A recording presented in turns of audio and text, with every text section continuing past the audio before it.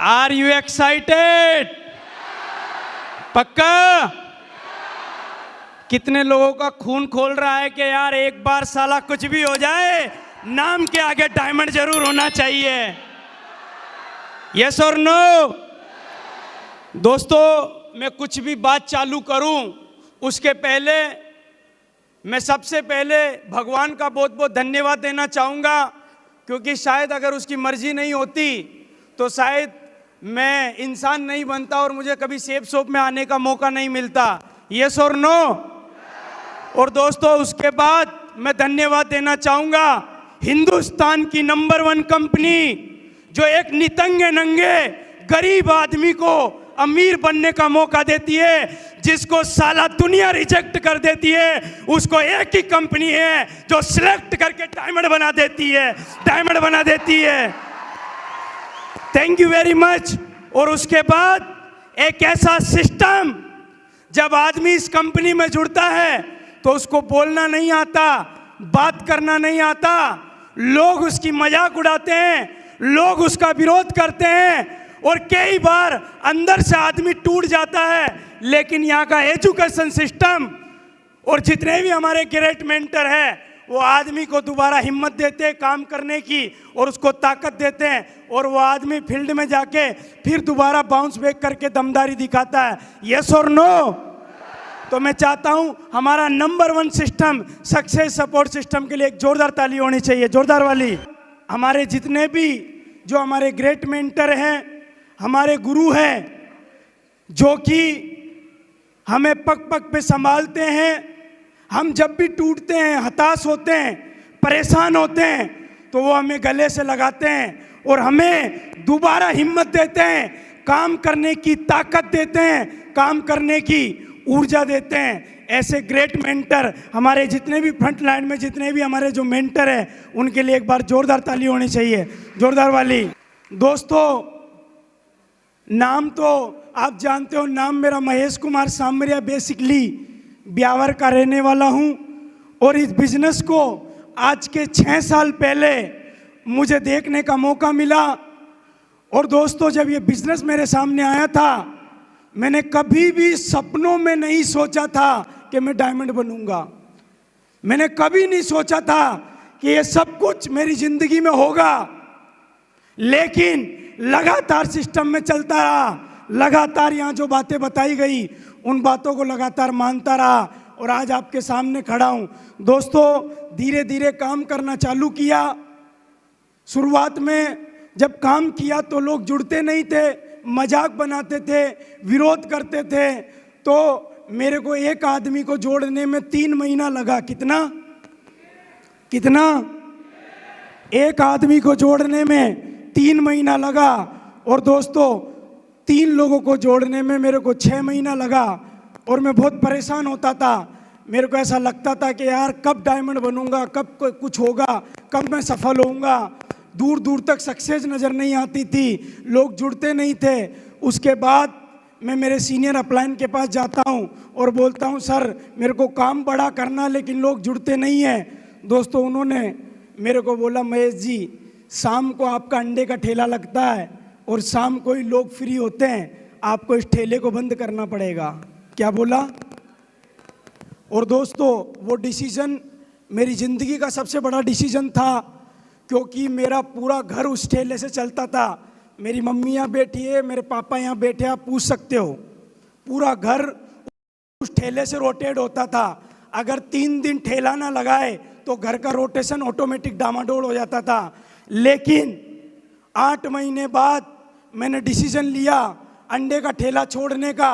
और दोस्तों, आप यकीन करना, जब मैं अंडे का ठेला बंद करके घर वालों को चाबी पकड़ा दी थी, मेरे घर में 3 दिन ऐसा माहौल रहा जैसे कोई मातम का माहौल है। घर वाले एक ही बात समझाते हैं, बोले इन कंपनियों का कोई भरोसा नहीं है, आज चल रही है कल कोई गारंटी नहीं है, जमा जमाया ठेला बंद हो जाएगा और कल कोई और लगा लेगा, तू काम कर लेकिन ठेले को बंद मत कर।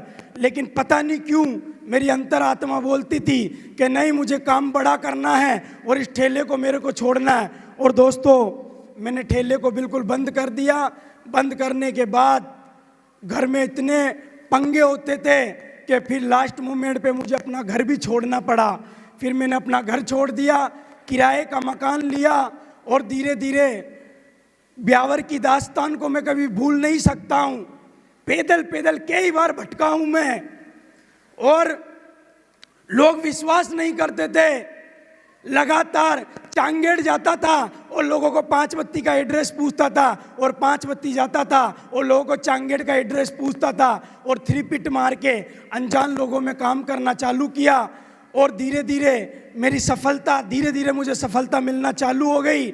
लेकिन धीरे धीरे जैसे मेरी 500 लोगों की टीम बनी, मैंने कार खरीद ली, पैसे आने मेरे साथ में पास में लगातार आना चालू हो गए। लेकिन उसके बाद मार्केट में आपने ये देखा होगा, कई चिटफंड कंपनियां भी मार्केट में घूमती है जो लोगों को लालच देती है, और उस लालच के चक्कर में कई लोग चले गए और मेरा जो नेटवर्क था वो जीरो हो गया। उसके बाद मैं अंदर से टूट गया, पूरा परेशान हो गया, और दोस्तों इनकम जो मेरी थी वो दोबारा जीरो हो गई। और दोस्तों उसके बाद आप यकीन करना, मैंने इस बिज़नेस को छोड़ने का डिसीजन लिया। मेरे को लगा कि यार अब मैं नहीं कर पाऊंगा, क्योंकि जिस आदमी ने मेहनत करके टीम बनाई, जब वो टीम टूट जाती है तो आदमी अंदर से टूट जाता है। और दोस्तों उसके बाद मैं इस काम को छोड़ने का डिसीजन लेता हूं। लेकिन उसके पहले मैं उनको जानता नहीं था, मैं उनको दूर से ही जानता था। और दोस्तों उस समय मेरे पास एक शख्सियत का फ़ोन आता है, और दोस्तों मैं उनको आज, अगर शायद वो नहीं होते तो मैं सेफ शॉप में कभी नहीं होता, क्योंकि उनका मेरे जीवन में बहुत बड़ा रोल है। हजारों बार मैं टूटा, मेरे साथ में कई चीज़ें हुई, लेकिन उन्होंने हमेशा विश्वास दिलाया कि महेश तुझे बहुत बड़ा काम करना है।